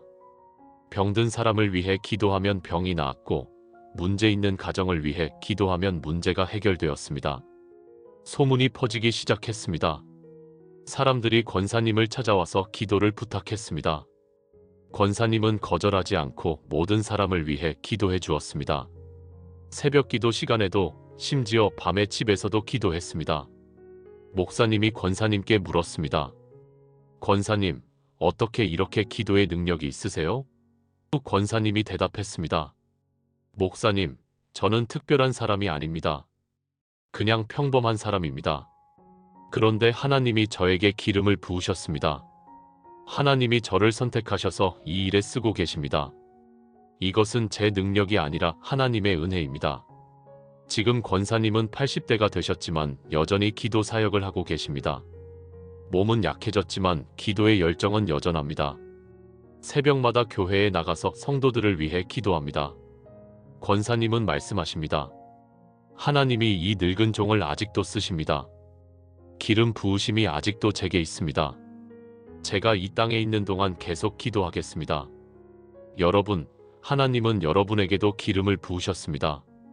여러분도 하나님께 선택받은 사람입니다. 하나님이 여러분을 특별히 쓰시기 원하십니다. 나이가 많아서, 학력이 낮아서, 능력이 부족해서 안 된다고 생각하지 마세요. 하나님의 기름 부으심이 있으면 됩니다. 2026년 한 해 동안 하나님이 여러분을 어떻게 쓰실지 기대하세요. 하나님이 여러분에게 어떤 은사를 주실지 소망하세요. 하나님이 여러분을 통해 어떤 일을 하실지 믿음으로 바라보세요. 내 잔이 넘치나이다. 이것은 넘치는 축복을 의미합니다. 필요한 만큼만 채워주시는 게 아니라 넘치도록 채워주신다는 겁니다. 하나님의 축복은 그렇습니다. 충분한 정도가 아니라 넘치는 정도입니다. 왜 하나님은 우리에게 넘치도록 주십니까? 우리만 쓰라고 그러시는 게 아닙니다. 넘치는 부분은 다른 사람과 나누라는 겁니다. 하나님이 우리를 축복하시는 이유는 우리를 통해 다른 사람도 축복받게 하려는 겁니다. 최 권사님이라는 분이 계셨습니다. 이분은 가난한 집에서 태어나 어렵게 살았습니다. 결혼해서도 경제적으로 넉넉하지 않았습니다. 그런데 열심히 일하고 절약하고 저축하면서 조금씩 모았습니다. 50대가 되었을 때 권사님은 작은 부동산에 투자했는데 그게 크게 성공했습니다. 집값이 몇 배로 올랐습니다. 갑자기 부자가 되었습니다. 권사님은 이것이 하나님의 축복이라고 믿었습니다. 그런데 권사님은 그 돈을 자기만 쓰지 않았습니다. 교회에 헌금도 많이 하고 선교 사역도 후원하고 가난한 사람들도 도왔습니다. 특히 어려운 형편의 학생들에게 장학금을 주었습니다. 어떤 사람이 권사님께 물었습니다. 권사님, 그렇게 나눠주면 나중에 권사님은 어떡하려고 그러세요? 권사님이 웃으면서 대답했습니다. 하나님이 제 잔을 넘치도록 채워주셨어요. 넘치는 부분은 나눠야죠. 제가 필요한 만큼은 충분히 있어요. 넘치는 건 하나님이 다른 사람을 위해 저에게 맡기신 거예요. 지금 권사님은 80대가 되셨는데도 여전히 넉넉하게 살고 계십니다. 그렇게 많이 나눴는데도 부족함이 없습니다. 오히려 더 풍성해졌습니다. 권사님은 고백합니다. 하나님의 수확은 사람의 수확과 달라요. 나눠주면 줄어드는 게 아니라 오히려 더 채워져요. 제 잔이 계속 넘칩니다. 여러분의 잔은 지금 얼마나 차 있습니까? 비어 있습니까? 반쯤 차 있습니까? 아니면 넘치고 있습니까? 하나님은 여러분의 잔을 넘치도록 채우기를 원하십니다. 물질적으로만 넘치는 게 아닙니다. 영적으로도 넘치고, 정서적으로도 넘치고, 관계적으로도 넘치기를 원하십니다. 기쁨이 넘치고, 평안이 넘치고, 사랑이 넘치고, 감사가 넘치기를 원하십니다. 그렇게 되려면 어떻게 해야 합니까? 하나님께 나아가야 합니다. 하나님이 우리의 잔을 채우십니다. 우리 스스로 채울 수 없습니다. 세상 것으로도 채울 수 없습니다. 오직 하나님만이 우리의 잔을 진정으로 채우실 수 있습니다. 2026년 한 해 동안 여러분의 잔이 넘치는 경험을 하시기 바랍니다. 하나님이 여러분에게 넘치는 축복을 부어주시기를 간절히 소망합니다. 그리고 그 넘치는 축복으로 다른 사람들도 축복하시기 바랍니다. 내 평생의 선하심과 인자하심이 반드시 나를 따르리니 내가 여호와의 집에 영원히 살리로다. 시편 23편 6절입니다. 시편 23편의 마지막 구절입니다. 다윗은 이제 확신에 찬 고백을 합니다. 내 평생의 선하심과 인자하심이 반드시 나를 따르리니. 이것은 과거를 돌아보는 고백이기도 하고 미래를 향한 선포이기도 합니다. 과거를 돌아보면 하나님의 선하심과 인자하심이 늘 나를 따랐습니다. 좋은 때나 나쁜 때나, 기쁠 때나 슬플 때나, 성공할 때나 실패할 때나 하나님의 선하심과 인자하심이 늘 함께 했습니다. 미래를 바라보면 하나님의 선하심과 인자하심이 앞으로도 나를 따를 것입니다. 2026년에도 그 이후에도 내 평생 동안 하나님의 선하심과 인자하심이 나를 떠나지 않을 것입니다. 따르다는 말이 독특합니다. 보통 우리가 하나님을 따라가는데 여기서는 하나님의 선하심과 인자하심이 우리를 따라온다고 합니다. 이게 무슨 의미일까요? 이것은 우리가 의식하든 못하든 우리가 알든 모르든 하나님의 선하심과 인자하심이 늘 우리와 함께 한다는 뜻입니다. 우리 뒤에서 우리를 지켜주고 우리를 보호하고 우리를 인도하는 겁니다. 목자가 양을 인도할 때 앞에서만 인도하는 게 아닙니다. 뒤에서도 따라오면서 뒤처지는 양이 없는지 확인합니다. 길을 잃은 양이 없는지 살핍니다. 다친 양이 없는지 돌봅니다. 하나님도 그렇게 우리를 돌보십니다. 우리 앞에서 인도하시기도 하지만 우리 뒤에서 따라오시기도 합니다. 우리가 넘어지면 일으켜 세우시고 우리가 길을 잃으면 다시 찾아주시고 우리가 다치면 치료해 주십니다. 윤 권사님이라는 분이 계셨습니다. 이분은 80평생을 돌아보면서 고백하셨습니다. 저는 평생을 하나님과 함께 살았습니다. 어려울 때도 많았고 힘들 때도 많았고 실수할 때도 많았습니다. 그런데 돌아보니 하나님의 선하심과 인자하심이 늘 저를 따랐습니다. 권사님은 젊었을 때 전쟁을 겪었습니다. 6.25 전쟁 때 피난을 가야 했습니다. 부모님과 헤어지고 형제들과 흩어지고 혼자 남쪽으로 내려왔습니다. 아무것도 없었습니다. 먹을 것도 없고 잠잘 곳도 없고 의지할 사람도 없었습니다. 그런데 길에서 한 아주머니를 만났습니다. 그 아주머니가 권사님을 불쌍히 여겨서 자기 집으로 데려갔습니다. 먹을 것을 주고 잠자리를 마련해주고 마치 자기 딸처럼 돌봐줬습니다. 나중에 알고 보니 그 아주머니는 교회 권사님이었습니다. 그 권사님을 통해서 윤 권사님은 예수님을 믿게 되었습니다. 교회에 나가기 시작했고 신앙생활을 시작했습니다. 전쟁 중에 가장 어렵고 힘든 시기에 하나님은 선한 사람을 보내주셔서 권사님을 돌보셨습니다.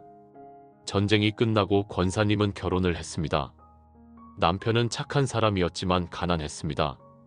부부가 열심히 일해서 겨우겨우 살았습니다. 자녀를 낳고 키우면서 정말 많이 고생했습니다. 그런데 신기하게도 꼭 필요할 때마다 도움이 왔습니다. 쌀이 떨어졌을 때 누군가가 쌀을 갖다 줬고, 병원비가 없을 때 누군가가 돈을 빌려줬고, 집세를 못 낼 때 누군가가 도와줬습니다. 그때마다 권사님은 하나님이 도우시는구나 하고 감사했습니다. 자녀들이 자라서 대학에 가야 했는데 등록금이 없었습니다. 권사님은 기도했습니다. 하나님, 제가 할 수 있는 건 다 했습니다. 이제는 하나님이 도와주셔야 합니다. 그렇게 기도하고 있는데 교회에서 장학금 프로그램이 생겼습니다. 권사님의 자녀들이 그 장학금을 받게 되었습니다. 자녀들이 다 장성해서 잘 살게 되었습니다. 효자, 효녀들이 되어서 부모님을 잘 모셨습니다. 권사님 부부는 노년을 편안하게 보낼 수 있었습니다. 70대의 남편이 먼저 세상을 떠났습니다. 슬펐지만 하나님이 위로해 주셨습니다. 교회 식구들이 돌봐주고 자녀들이 잘 모셔서 외롭지 않게 살 수 있었습니다. 지금 권사님은 80대 후반입니다. 건강은 예전 같지 않지만 마음은 평안합니다. 권사님은 자주 이렇게 고백하십니다. 내 평생의 선하심과 인자하심이 나를 따랐습니다. 전쟁 중에도, 가난할 때도, 자녀 키울 때도, 남편 보낼 때도 하나님의 선하심과 인자하심이 늘 저와 함께 했습니다. 이제 제가 세상을 떠날 때까지 하나님의 선하심과 인자하심이 저를 따를 줄 믿습니다. 여러분, 여러분의 과거를 돌아보세요. 하나님의 선하심과 인자하심을 발견할 수 있을 겁니다. 때로는 보이지 않았을 수도 있습니다. 때로는 깨닫지 못했을 수도 있습니다. 그러나 분명히 하나님의 선하심과 인자하심이 여러분을 따랐습니다. 그리고 미래를 바라보세요. 2026년에도 그 이후에도 여러분의 평생 동안 하나님의 선하심과 인자하심이 여러분을 따를 것입니다. 이것은 우리의 소망이 아니라 확신입니다. 이것은 우리의 기대가 아니라 약속입니다. 내가 여호와의 집에 영원히 살리로다. 다윗의 최종 고백입니다. 이것이 다윗이 진정으로 원하는 것이었습니다. 좋은 집에 사는 것도 아니고 많은 재산을 갖는 것도 아니고 높은 지위에 오르는 것도 아니었습니다. 오직 여호와의 집에 영원히 사는 것, 그것이 다윗의 소원이었습니다. 여호와의 집은 하나님이 계신 곳입니다. 하나님의 임재가 있는 곳입니다. 다윗은 그곳에 영원히 살기를 원했습니다. 잠깐 방문하는 게 아니라 영원히 거하기를 원했습니다. 우리도 마찬가지입니다. 우리의 진정한 소망은 하나님과 함께 사는 것입니다. 하나님의 임재 가운데 거하는 것입니다. 이 땅에서도 그렇게 살고 천국에 가서도 영원히 그렇게 살기를 소망합니다. 강 집사님이라는 분이 계셨습니다. 이분은 평생을 성실하게 신앙생활을 하셨습니다. 새벽 기도도 빠지지 않고 나가고 성경도 매일 읽고 봉사도 열심히 했습니다. 어느 날 집사님이 암 선고를 받았습니다. 말기 암이어서 시한부 인생이었습니다. 의사는 6개월 정도 남았다고 했습니다. 집사님은 충격을 받았지만 곧 마음을 추스렸습니다. 집사님은 남은 시간을 정리하기 시작했습니다. 재산을 정리하고 유언장을 쓰고 가족들에게 할 말을 남겼습니다. 그리고 매일 교회에 나가서 기도했습니다. 목사님이 병문안을 갔습니다. 집사님, 괜찮으세요? 많이 힘드시죠? 집사님이 웃으면서 대답했습니다. 목사님, 저는 괜찮습니다. 물론 죽음이 두렵지 않은 건 아닙니다. 그런데 제게는 소망이 있습니다. 내가 여호와의 집에 영원히 살 것입니다. 이 땅에서는 제가 교회에 다니면서 하나님을 예배했습니다. 그런데 곧 저는 천국에 가서 하나님을 직접 뵙게 될 것입니다. 이 땅에서는 신앙생활이라는 것을 했지만 천국에서는 하나님과 영원히 함께 살게 될 것입니다. 생각해 보세요. 얼마나 좋습니까? 내가 여호와의 집에 영원히 살 것입니다. 집사님은 6개월을 더 살았습니다. 그 기간 동안 집사님은 평안했습니다. 고통은 있었지만 두려움은 없었습니다. 집사님은 자주 시편 23편을 암송했습니다. 특히 마지막 구절을 반복했습니다. 내 평생의 선하심과 인자하심이 반드시 나를 따르리니 내가 여호와의 집에 영원히 살리로다. 집사님이 세상을 떠나기 며칠 전이었습니다. 가족들이 모두 모였습니다.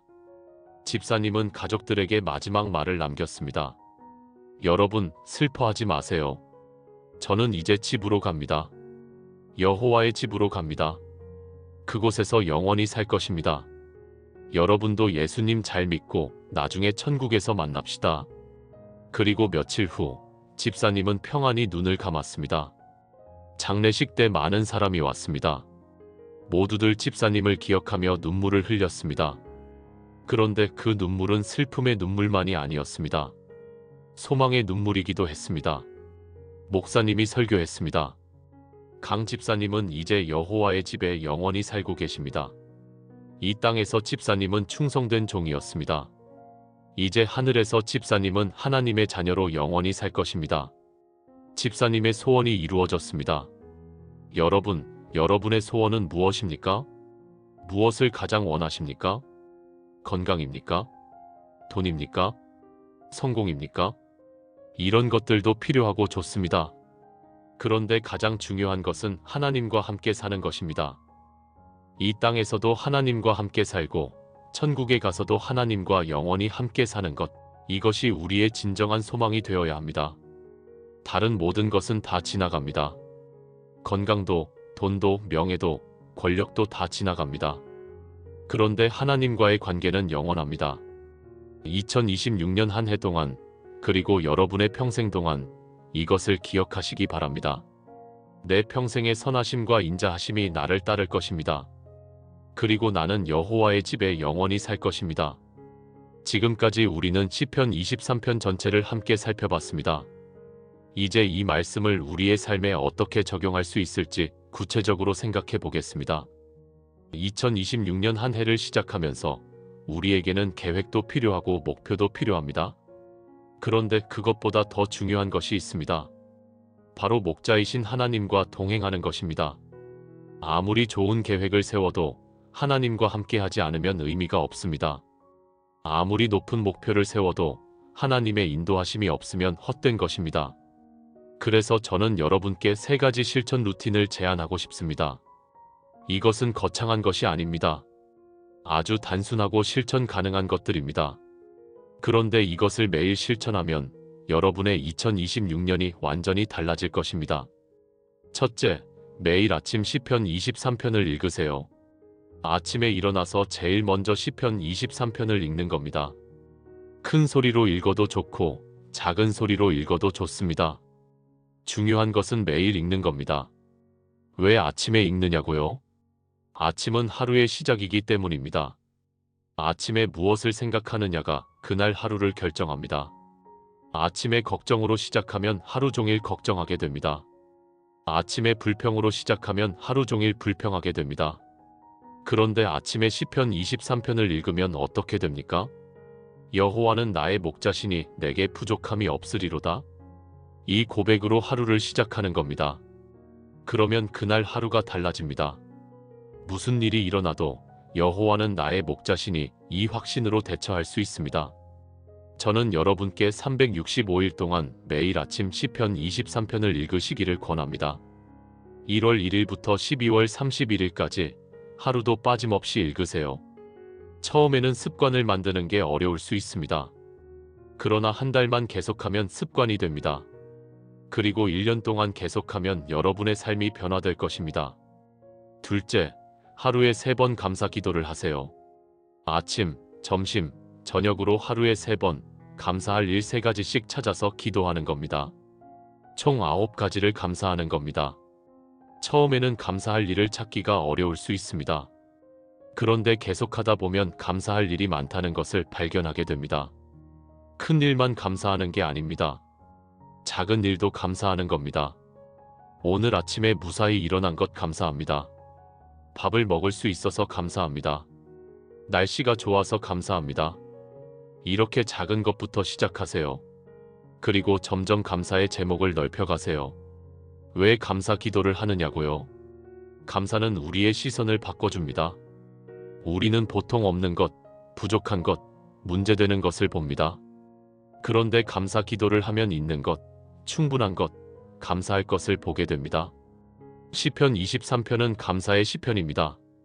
내게 부족함이 없으리로다. 내 잔이 넘치나이다. 이것은 모두 감사의 고백입니다.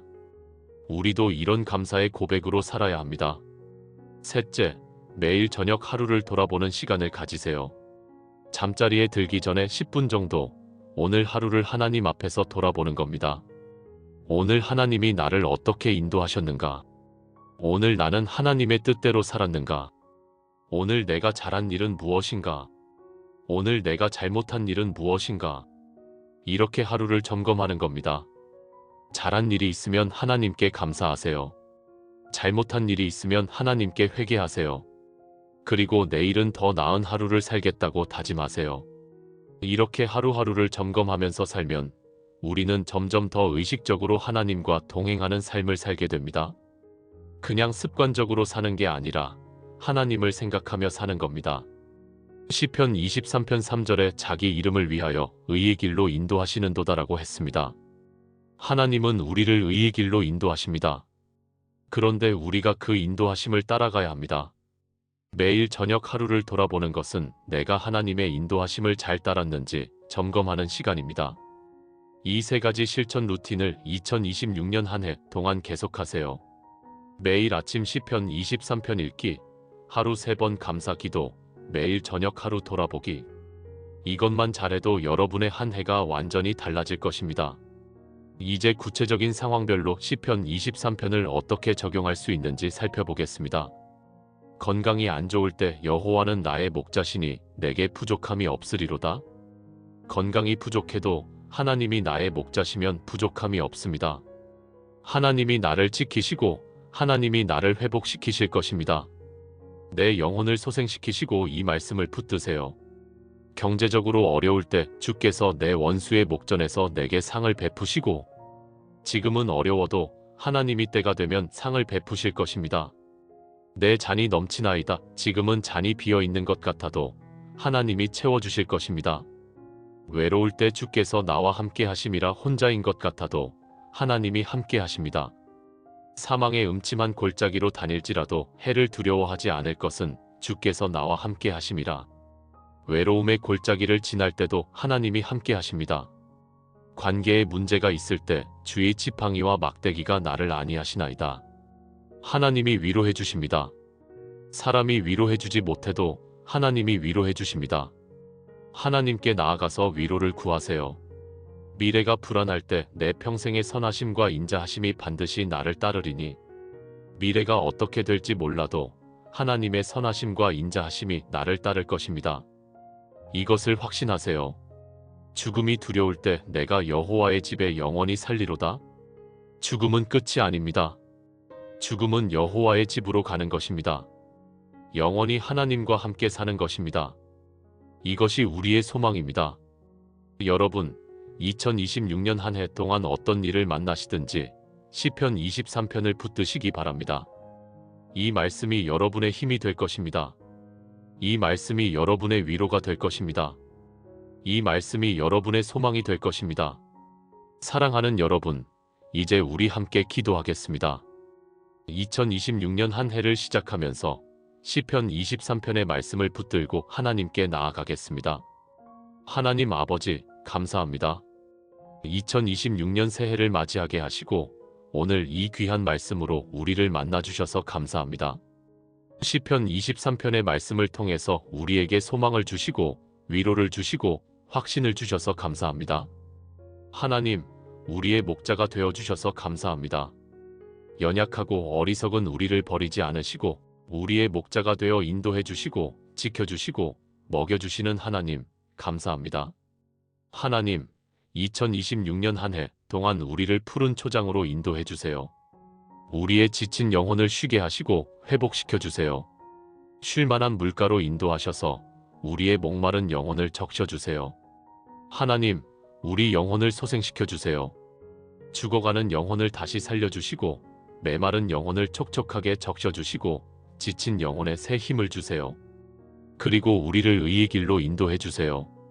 하나님이 기뻐하시는 길, 올바른 길, 생명의 길로 인도해 주세요. 하나님, 우리가 사망의 음침한 골짜기를 지날 때에도 함께 해주세요. 어려움이 올 때, 고난이 올 때, 시련이 올 때 우리와 함께 걸어주세요. 주의 지팡이와 막대기로 우리를 위로하시고 안위하시고 보호해 주세요. 하나님, 우리 원수의 목전에서 우리에게 상을 베풀어 주세요. 우리를 괴롭히는 것들, 우리를 힘들게 하는 것들이 보는 앞에서 우리를 높여주시고 우리를 축복해 주세요. 우리에게 기름을 부으시고 우리의 잔을 넘치게 해주세요. 하나님, 우리 평생의 주의 선하심과 인자하심이 우리를 따르게 해주세요. 좋은 날에도 어려운 날에도 기쁜 날에도 슬픈 날에도 주의 선하심과 인자하심이 우리를 떠나지 않게 해주세요. 그리고 하나님, 우리가 이 땅에서의 삶을 마칠 때 여호와의 집에 영원히 거하게 해주세요. 이 땅에서도 주와 함께 살고 천국에 가서도 주와 영원히 함께 살게 해주세요. 하나님, 2026년 한 해 동안 우리 모두가 이 시편 23편의 말씀을 붙들고 살아가게 해주세요. 매일 아침 이 말씀을 읽고 매일 이 말씀을 묵상하고 매일 이 말씀대로 살아가게 해주세요. 특별히 지금 이 말씀을 듣고 계신 모든 분들을 축복해 주세요. 건강이 안 좋으신 분들에게 치유를 주시고 경제적으로 어려우신 분들에게 공급을 주시고 외로우신 분들에게 위로를 주시고 슬프신 분들에게 기쁨을 주시고 불안한 분들에게 평안을 주세요. 그리고 무엇보다도 모든 분들이 하나님을 목자로 모시고 하나님과 동행하는 한 해를 살게 해주세요. 계획보다 하나님을, 목표보다 순종을, 성공보다 동행을 더 귀하게 여기며 살게 해주세요. 하나님, 이 모든 말씀 우리 주 예수 그리스도의 이름으로 기도드립니다. 아멘. 사랑하는 여러분, 오늘 우리는 시편 23편을 통해서 하나님이 우리의 목자 되심을 확인했습니다. 2026년 한 해, 이 확신을 가지고 살아가시기 바랍니다. 여호와는 나의 목자이십니다. 그분이 나를 인도하실 것입니다. 그분이 나를 지키실 것입니다. 그분이 나를 먹이실 것입니다. 그러므로 내게 부족함이 없습니다.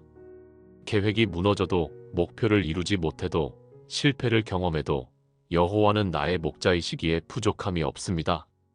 건강이 안 좋아도 돈이 부족해도 외로워도 여호와는 나의 목자이시기에 부족함이 없습니다. 이 고백으로 2026년을 시작하세요. 이 고백으로 매일을 살아가세요. 이 고백으로 한 해를 마무리하세요. 그리고 한 해가 지나고 2026년 12월 31일이 되었을 때 여러분이 이렇게 고백할 수 있기를 간절히 소망합니다. 정말로 여호와는 나의 목자셨습니다. 올해 한 해 동안 하나님이 나를 푸른 초장으로 인도하셨고 쉴만한 물가로 데려가셨고 내 영혼을 소생시키셨습니다. 사망의 음침한 골짜기를 지날 때도 함께 하셨고 원수의 목전에서 상을 베푸셨고 내 잔을 넘치게 하셨습니다. 정말로 선하심과 인자하심이 나를 따랐습니다. 내게 부족함이 없었습니다. 이런 고백을 할 수 있는 2026년이 되시기를 축복합니다. 하나님이 여러분의 목자가 되어주실 것입니다. 하나님이 여러분과 함께 걸어가실 것입니다. 하나님이 여러분을 끝까지 지켜주실 것입니다. 그리고 이 땅에서의 삶이 끝날 때 우리 모두 여호와의 집에서 영원히 함께 살게 될 것입니다. 이것이 우리의 소망입니다.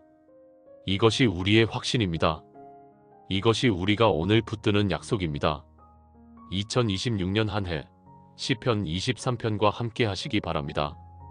여호와는 나의 목자시니 내게 부족함이 없습니다. 이 고백으로 승리하는 한 해 되시기를 간절히 소망하며 축복합니다. 하나님의 은혜와 평강이 여러분 모두와 함께 하시기를 기도합니다. 아멘.